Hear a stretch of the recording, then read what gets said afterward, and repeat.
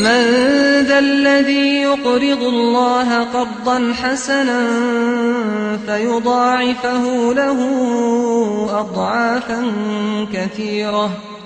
والله يقبض ويبسط وإليه ترجعون.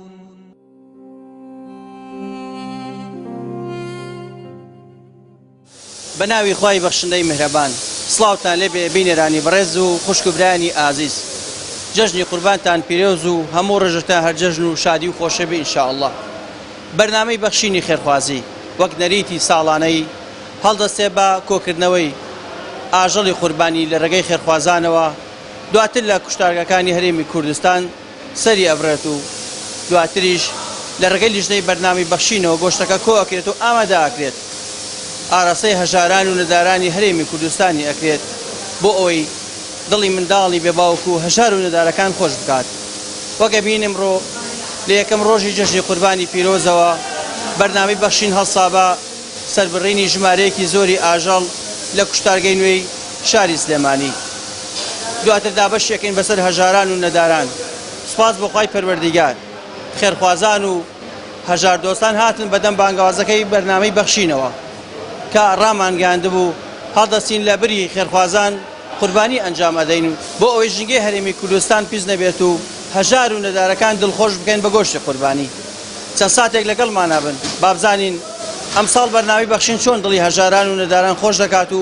بەهۆی قوربانیەکانی ئەوەی بەڕێز و خۆشەویست خوای پەروەردگار لێتان قبوڵکە. چەند ساتێک لەگەڵمانە بن.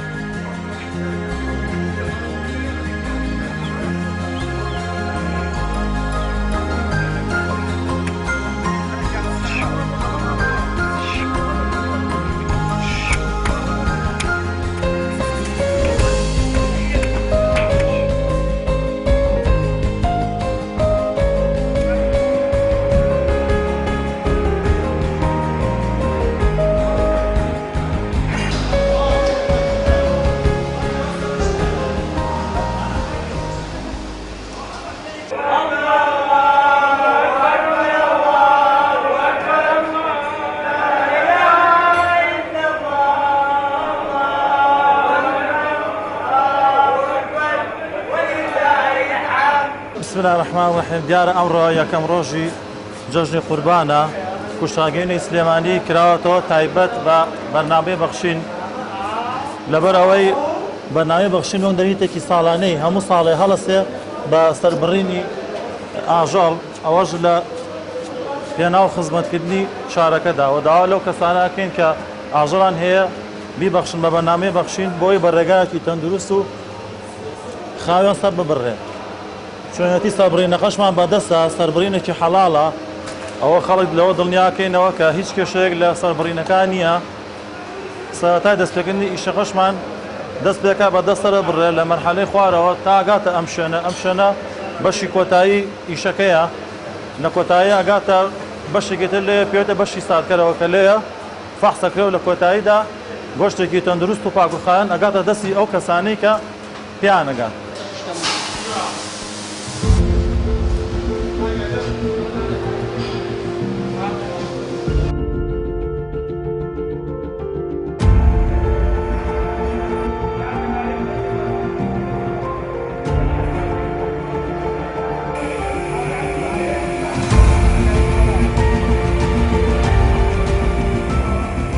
بێگومان پرۆژەی بەرنامەی بەخشین پرۆژەیەکی تەواو ئینسانی و پرۆژەیەکی خێرخوازیە. ئێمە لێرەوە دووبارە دەستخۆشی لەم بەڕێز و براگەنجارەکەن کە لە کاتی خۆیان کردووە و لەم بۆنە پیرۆزایە کە جەژنی قوربانی پیرۆزە لە کاتی خۆیان گرتووە و هاتوون بێرە خەریکی ئەم کارە ئینسانی. بێگومان بەرنامەی بەخشین بەڕاستی بەرنامەیەکە کە جێگەی لە دڵی هەموو کەسێکا کردوێتەوە، هەستا و ئەرکەی کێشاوە هەر ئەم ئاژەڵانەی کە لێرە بەڕێستانی بنن کە نزیکەی 120 عەدەدێ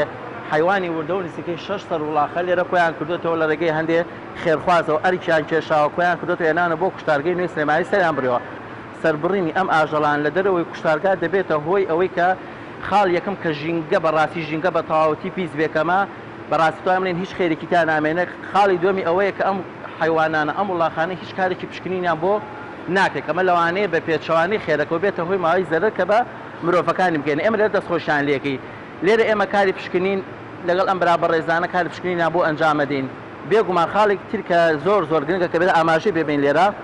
ئەم حیوانانە ئەگەر لە دەرەوەی کوشتارگا سەر ببڕێ بێگومان ڕاستەوخۆ ئەمە مرۆڤ بەکاری ئێنێ ئەم حیوانانە ئەتوانڵێن بە فرێشە کوڵین بە تازەیە بەکارێنێ ئەمە لە ڕووی تەندروستی ئەگەر حیوانەکەش ئەگەر وڵاخەکە هیچ کێشەیەکی نەبێ بێگومان بۆ خواردن ئیسفادەیەکی وای نابێ سوودێکی وای نابێ چونکە پێویستە هەموو حیوانێ هەموو وڵاخێ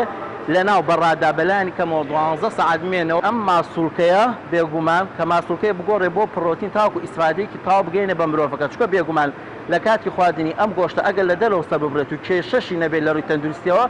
هیچ سوودێ بە مرۆڤ ناگەینە بۆی ئەمە لێرە دووبارە دەستخۆشیان لێ یەکەینەوە هیوای سەرکەوتنیان بۆ خوازین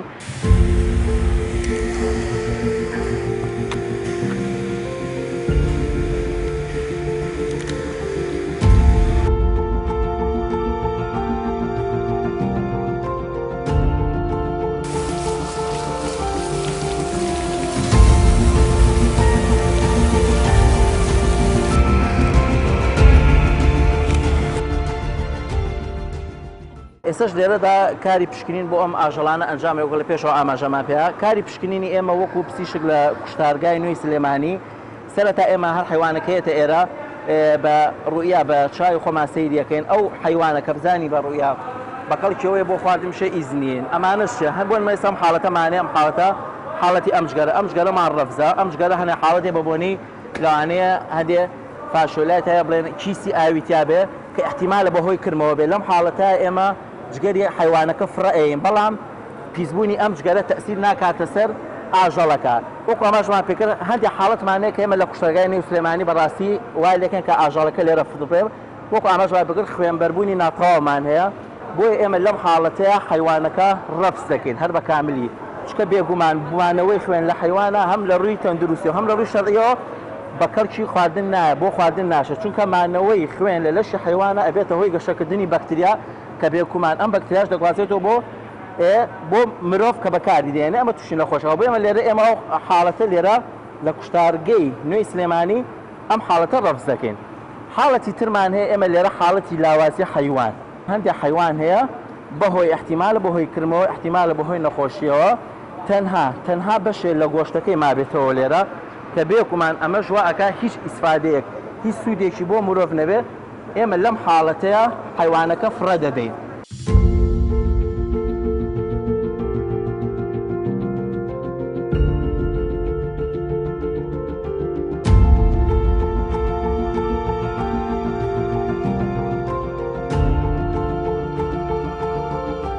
ئەمە ئێستا ئەم شێوازی فەحسکردنی جگەرەکەمان لێرە ئێمە لێرە سەیری جگەرەکە ئەکەین هەردوو دیوەکەین ئەگەر هەر حاڵەتێکی کرم لە جگەرەکە ببینین بۆ نمونە ئێستا حاڵەتێکی وازحە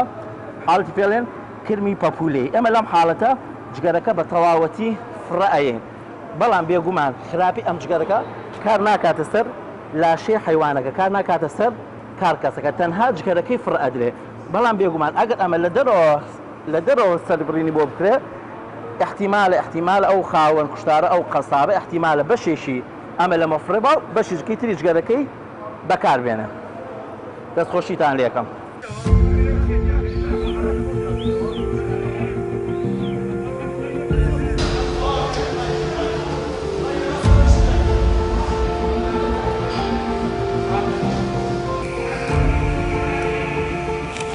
بسم الله الرحمن الرحيم ئێمە وەکو ئیدارەی کوشتارگای نوێی سلێمانی لە قەرەگۆل کە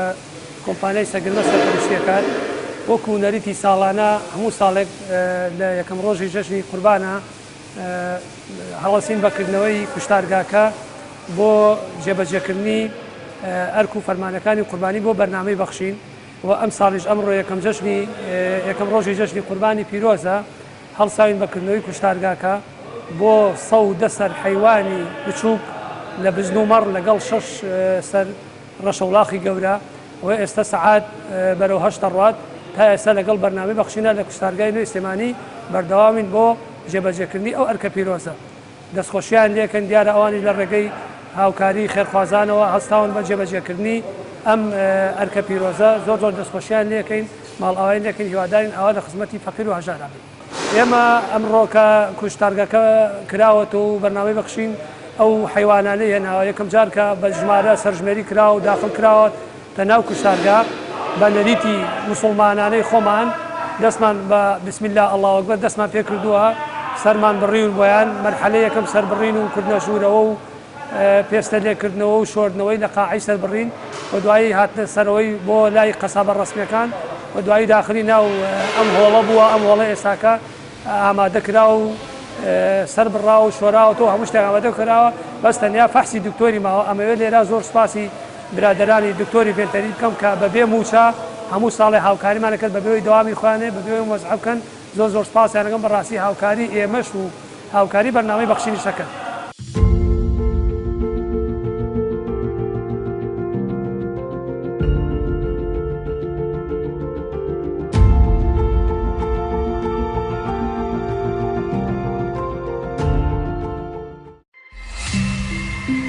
بەخشین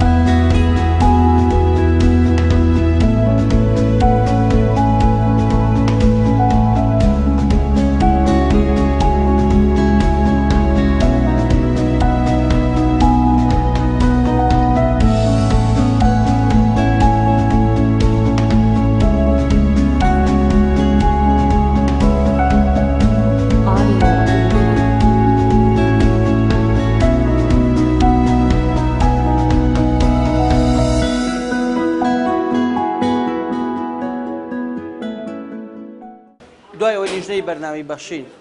ئاژەڵەکانی کۆ کردەوە و لە یەکەم ڕۆژی جەژنی قوربانی پیرۆز لە شەوەکەیدا توانی ئاژەڵەکان لە کوشتارگەی نوێی شاری سلێمانی سەر ببڕێت و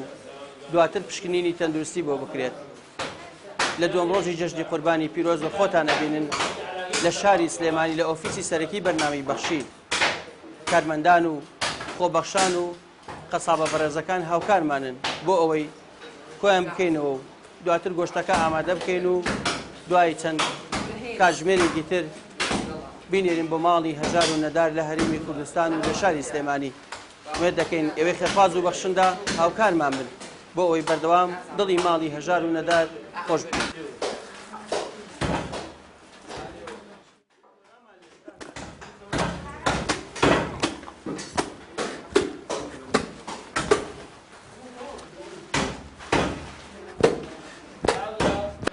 ئەمڕۆ کە دووهەم ڕۆژی جەژنی قوربانە ئێمە وەکو قەسابەکانی بەرنامەی بەخشین هەڵەسین بە لەتکردن و وردکردنی گۆشتەکە چەوری بەجیا و ئێتقان بەجیا و گۆشی نەرمە بەجیا ئەیانکەین بە پشک و ستافی بەرنامەی بەخشین تەوزیعەکە بەسەر فەقیر و هەژارانە دەستخۆشییان لێکن بەڕاستی شتێکی جوانەکەن ئەمڕۆ خۆزگا لە کوردستان چەنەها بەرنامەیەکەوە هەبووە خزمەتی فەقیر و هەژارانی بکردایە و سوودی بە فەقیر و هەژاران بگەیانە دەستخۆشییان لە یەکەم و هیوادارم سەرکەوتو بن و هەمیشە لە کاری خێر بەردەوام بن. دەستان خۆش.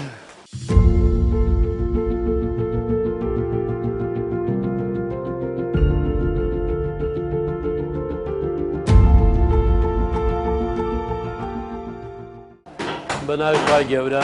وەکو کارمەندانی بەرنامەی بەخشین هەستاوین بە پرۆژەی قوربانی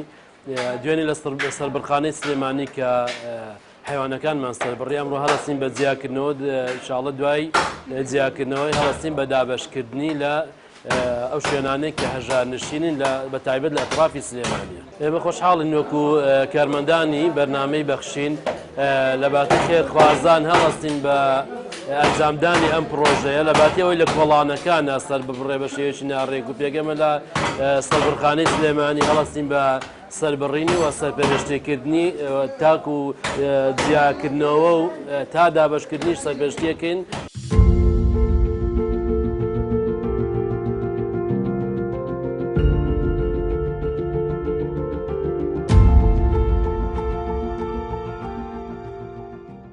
وەک هاوکارێکی بەرنامەی بەخشین کە خۆبەخشانە لەگەڵ ستافی بەرنامەی بەخشین هاوکاریانەکەم زۆر هەستێکی خۆشم هەیە کە لە خزمەتیانم خزمەتی فەقیر و هەژارەکەم و لێرۆ من وەک هاوکارێکی بەرنامەی بەخشین کە خۆبەخشانە سوپاسی خێرخوازانەکەم بە تایبەتی لەم زروفەیە کە وەزعێکی قەیرانایە بەڵام ئەوان هەر لە خێری خۆیان کردووە قوربانیان کردووە و زۆر سپاسی ستافی بەرنامەی بەخشینەکەم کە هەموو کاتێ بەگشتی بەدەم فەقیر و هەژارەوە بوون بە تایبەتی کاتی بۆنەکان بە تایبەتی جەژنی قوربان کە بەدەم فەقیر و هەژارەوە بوون.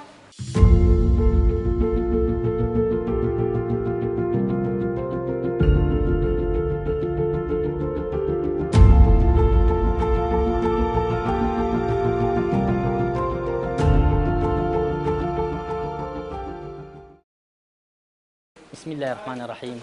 وەک لیژنەی بەرنامەی بەخشین دوای ئەوەی کە بڕیار درا پرۆژەی قوربانی ئەنجام بدەین ئەم ساڵ توانیمان 170 حیوان بکەین بە قوربانی لە کوشتارگەی سلێمانی لە کوشتارگەی ڕسمی سلێمانی قەرەگۆل سوپاسیانەکەین لێرەوە سوپاسی بەڕێوەبەر و کارمەندەکانی وەکەی کە توانیان بۆمان بکەن و ئێمە هەمیشە شتەکانمان بە شێوەی تەندروست و یاسایی بووە لەبەرەوە پێمان خۆش بوو هەمیشە بەو شێوەیە بۆ توانیمانە لەوێ پرۆژەکە ئەنجام بدەین و سوپاسی ئەو برا بەڕێزانەکە ئەو دکتۆرە بەڕێزانەی لەوێ توانیان فەحسێکی تەندروستمان بۆ بکەن و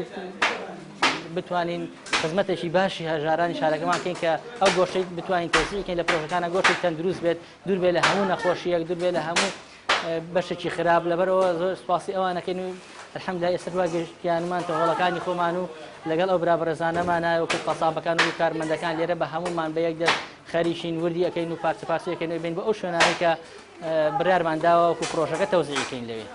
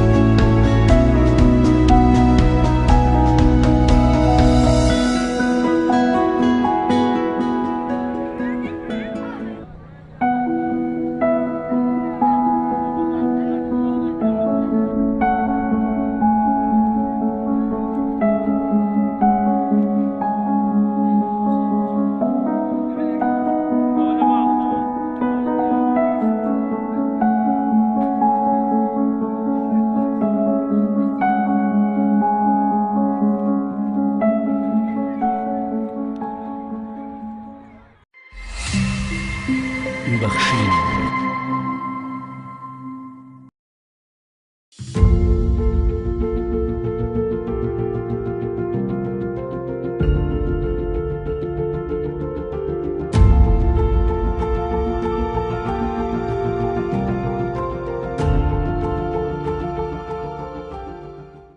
بسم الله الرحمن الرحیم. پاش سپاسی خوای گەورە و سپاس و دەستخۆشیمان بۆ بەرنامەی بەخشین کە ئەم ساڵ وەکو ساڵانی ڕابردوو هەستا بە ئەنجامدانی قوربانی کە بە هاوکاری خێرخوازان و موسڵمانان ئەنجام ئەدرێ ئەم پرۆژەیە وێ ڕای قەیرانی دارایی و نەبوونی هاوڵاتیانی هەرێمی کوردستان بەڵام بەرنامەی بەخشین توانی لەم ڕێگەیشەوە جارێکی تر هاوڵاتیانی هەرێمی کوردستان ببوژێنێتەوە. ئەمڕۆ ئێمە لە بینای ئەنجومەنی شەشی قالاوە هەستاوین بە دابشکردنی 300 بەش گۆشت بۆ خێزان و ماڵی فەقیر و هەژار و بێباوکەکان. و جگە لەم پرۆژەیە ئێمە پرۆژەی تریشمان هەبووە کە بە هەمان شێوە گۆشت دابشکراوە بەسەر فەقیر و هەژار و ماڵی بێباوکە. دووبارە دەستخۆشیمان هەیە بۆیان و خۆی گەورە سەرکەوتیان کە و خۆی گەورە ماڵی مسلمانانیش ئاواکە کە توانیویانە لەم ڕێگەیەوە ئاوڕێک لە خەڵکی فەقیر و هەژاری ئەم وڵاتە بنەوە. دەستان خۆش بێت.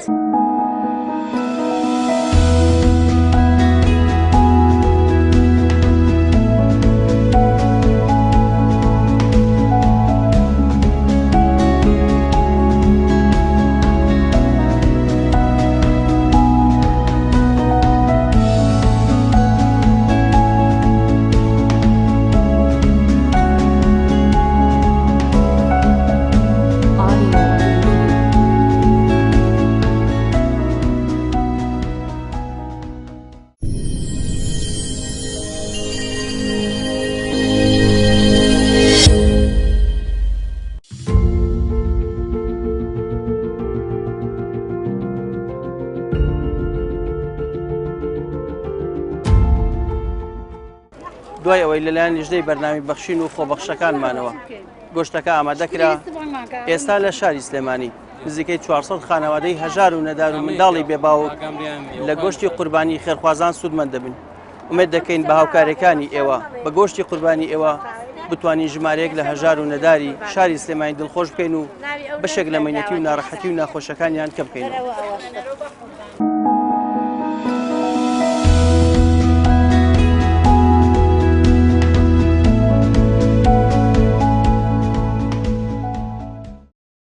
ئێمە وەکو ڕێکخراوی خوشکانی ئیسلامی لە سلێمانی بە هاوکاری پرۆژەی بەرنامەی بەخشین کە پرۆژەیان هەیە هەموو ساڵێک هاوکاری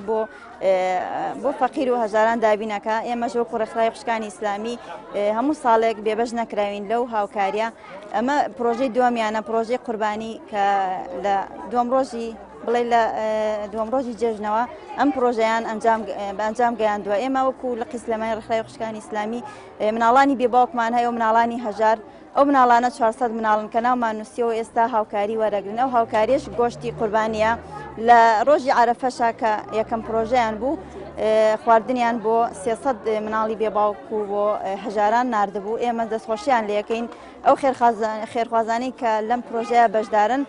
سوپاسیانەکەین، دەستخۆشیان لە یەکەین. هیوادارین هەموو ساڵ ئێمە دووبارە بێتەوە، چونکە بەڕاستی مناڵانی هەژارمان هەیە و مناڵانی بێباوک کە سوودیان لەم خێرە وەرگرتووە بەڕاستی دەستخۆشی بوو هەموو لایەک.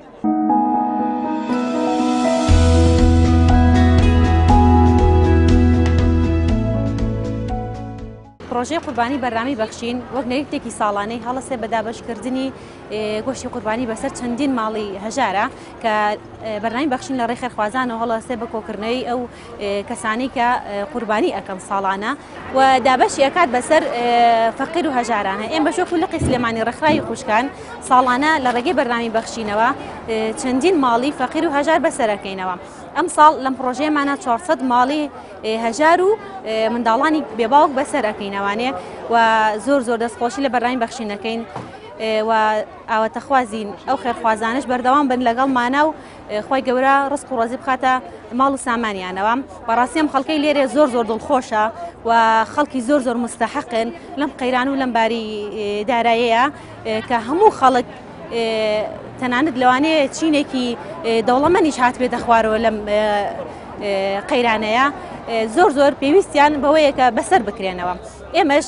هەوڵمان داوە زۆرترین ماڵی هەژار زۆر مستەحق بەشدار بن لەم پرۆژەیە. بەڕاستی زۆر دڵیان خۆشە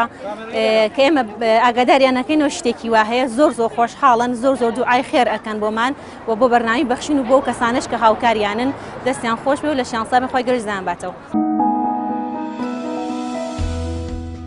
منیکیان خۆم خاڵی ئەندامێکم ئێستا حاڵن هیچم بۆ نەکڕم جەژنە پیاوەکەشم هەمان کار ئیش هەکەم ئەندامە هیچێت ئەنی زۆر ڕێز وسڵام هەیە بۆ ئەوانەی کە ئەوە چاو لە فەقیر و هەژارەکەن لە فەقیر و هەژارەکەنەوە بەڕاستی ئەگە بەرنامەی بەخشین هەموو ساڵ ئەمە نەکات کێ ئەیکات هیچ شتێک نەماوە هیچ کەسابەتێکیان نیە چیان لێشە فەرموو دەبزانم چیان نێشت تا ئێستا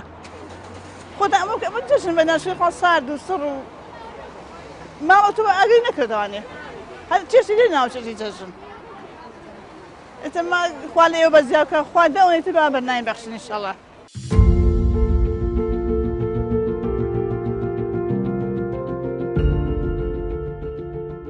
ئێمە وەکو لقی خوشکان هەستین بە دابەشکردنی 450 حەسا گۆشت خی گەورە پاداشتی بەرنامەی بەخشکن باتەوە کە بە هاوکاری خێرخوازان ئەو حەسانەی هێنا ئێمەش دابەشمان کرد بەسەر بێ باوکان و نەدارانی شارەکەمانە ئەو کەسانی کە سوودمەند بوون هەژارانن بێ باوکانن کەسانی کەم دەست و کەم دەرامەت سوودمەند بوون لەم حەسانە خی گەورە پاداشتی خێرخوازان باتەوە پاداشتی بەرنامەی بەخشین باتەوە لە لقی خوشکان کە هەستان بەم ئیشا بە هاوکاری بەرنامەی بەخشین خی گەورە پاداشتیان باتەوانێ و دوعای خێریان بۆکەین هزار ئەو نەخوای گەورە پاداشتی خێرخوازان باتەوە کە هاوکاریان کردوین و کە خی گەورە زیاتریش بەسەریانە بڕجێ کە هاوکاری بەرنامەی بەخشینەکەن.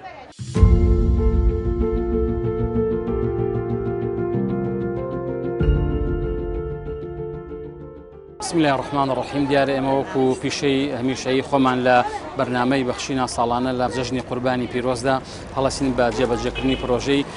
قوربان ئەم ساڵیش سپاس بەخوای گەورە توانیمان کە ئەمڕۆ دووهەم ڕۆژ جەژنە توانیمان لە قەسابخانە و کوشتارگا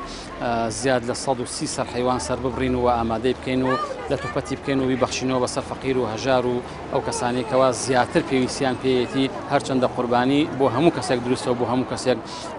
شایستەیە کە بێتێ. ئێستاش لە لێرەدا لە لقی خوشکان سوپاس بەخوای گەورە توانیمان 400 حیسە بێنین بۆ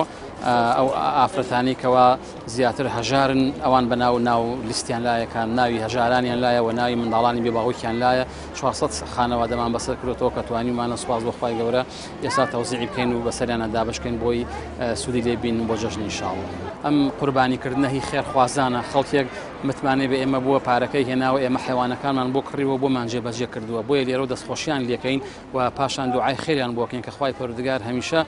سەرکەوتو و سەرفرازیان بکاوە دەست و دڵیان زیاتر ئاواڵا بکاتەوە بتوانن لە هەموو شێوەکان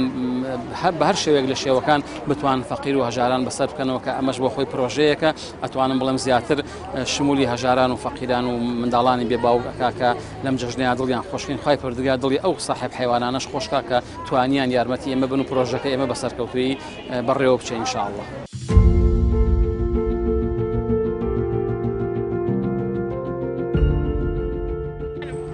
وەک بینیتان ئەم ساڵیش پرۆژەی قوربانی بەرنامەی بەخشین بە کۆتایی هات لە شاری سلێمانی بەشی یەکەمی ئەو پرۆژەیە جێبەجێ کرا و هەر لەسەر بڕخانەوە تا ئەم ساتە وەختا کە هەژاران و نەداران و منداڵانی بێباو گۆشتی قوربانی لە ڕێگەی خێرخوازانی وەکو بەڕێستان و وەرەگرن. ئومێد دەکەین ئێوەی بەخشندە و خێرخواز هەمیشا بەدەم بانگەوازی بەرنامەی بەخشین و سەرجەم هەژاران و نەدارانی هەرێمی کوردستانەوە بێن بۆی ئاوا بتوانین لە ڕێگەی پرۆژەی بەرنامەی بەخشین و ڕۆژ لە دوای ڕۆژ و سال لە دوای سال هەژاران و نەدارانی هەرێمی کوردستان دڵخۆش بکەین. سوپاس بۆ هەموو ئەوانەی کەوا توانیان دڵی سەدەها خەناوادەی هەژار و نەدار خۆش بکەن و منداڵە بێباوەکەکان نەهێڵن سفریان وشک هەڵاتوو بێت و خەندە تۆراوەکانیان بۆ بکەنەوە بە خەندە و خۆشی. سوپاس بۆ کوشتارگەی نوێی شاری سلێمانی سوپاس بۆ هەموو خێرخوازان کە توانیان ئەم ساڵیش پرۆژەی قوربانی بەرنامەی بەخشین بەم شێوازە بە سەرکەوتووی ئەنجام بدەن تا بەرنامەیەکتر و تا پرۆژەیەکتر بەخوای پەروەردگارتان ئەسپێرین هەر شاد و کامەران بن خواتان لەگەڵ.